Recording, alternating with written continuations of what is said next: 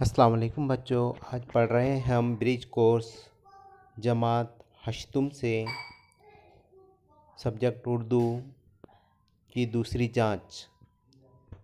देखते हैं दूसरी जांच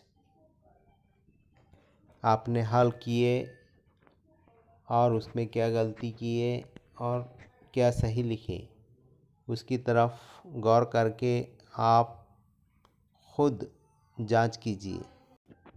पहले अपने नाम लिखे होंगे, उसके बाद रोल नंबर, स्कूल का नाम, मरकज़, तालुका, ज़िला और तारीख़। कुल नंबर 15 उसमें से हासिल शुदा चेक करने के बाद पता चलेगा।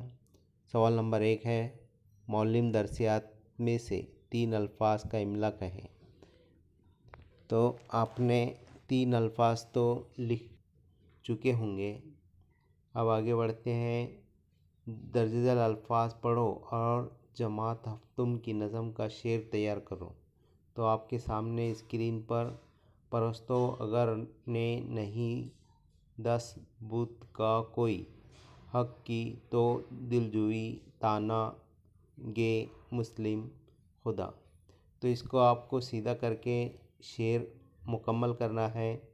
हक परस्तों की अगर की तूने दिलजुई नहीं, ताना देंगे बुत के मुस्लिम का खुदा कोई नहीं। इस तरह से आगे बढ़ते हैं। सवाल नंबर 3, दर्जल अल्फाज के मानी लिखिए। कोई 2, आप 2 ही लिखिए। सोजिश यानी जलन, अर्श इलाही यानी खुदा का तख्त, मुदावा के मानी इलाज। इस तरह से आगे बढ़ते हैं।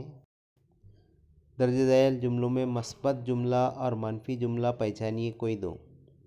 तो देखिए, मस्बत जुमला यानी जिसमें काम हो चुका हो और मनफी जुमला यानी जिसमें काम नहीं हुआ हो।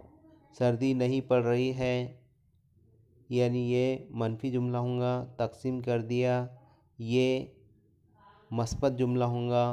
ये मेरे हिस्से की नहीं, ये मनफी जुमला होगा। सवाल नंबर 5, ज़ैल के फ़िक्रों मुख्तसर जुमलों के लिए एक लफ्ज़ लिखिए। एक फ़िक्रा है अक़ल वाला, तो उसको एक लफ्ज़ कहना है तो अक़लमंद, अक़ल वाला अक़लमंद। हुकूमत करने वाला उसको हाकिम कहते हैं। इस तरह से ये आपका मुकम्मल हुआ। आप चेक कीजिए। अगर आपकी गलतियाँ दुरुस्त हुई हों तो लाइक और सब्सक्राइब करना न भूलें। तब तक के लिए खुदा हाफ़िज़ बच्चों।